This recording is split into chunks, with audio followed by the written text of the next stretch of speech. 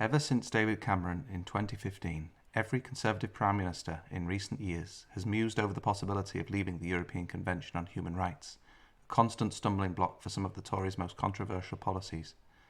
Today, Britain's membership of the Convention, first drafted in 1950 amidst the ruins of World War II, is likely to be central to the Tory party leadership contest, as candidates grappling with the issue of immigration look to regain electoral ground lost to Reform UK. The decisions coming from that court are stopping us from controlling our borders. The amendment tabled here will prevent that foreign court from stopping us. And that's why we need to support this amendment. It will fix this bill. This bill needs to work. It is our last chance. If we get it wrong, the British people will not forgive us, and they would be right to do so. I think we should leave the ECHR and we should put it... Not reform, leave. I don't believe it's possible to reform the ECHR. I think that would be doomed to fail, like David Cameron's attempt to renegotiate our relationship with the EU. I think the question we've got to ask ourselves is, does staying in the ECHR make us safer?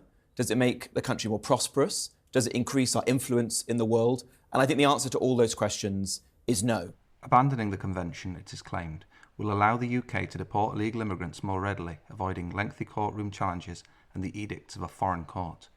But what would the price of this extraordinary action be? The right to privacy, the freedom of assembly, freedom from slavery, the right to a fair trial? Apart from the right to a fair trial, the right to privacy, freedom of religion, freedom of expression, freedom from discrimination, freedom from slavery, and freedom from torture. And degrading treatment. And degrading treatment. And protecting victims of domestic violence. But apart from these, what has the European Convention on Human Rights ever done for us?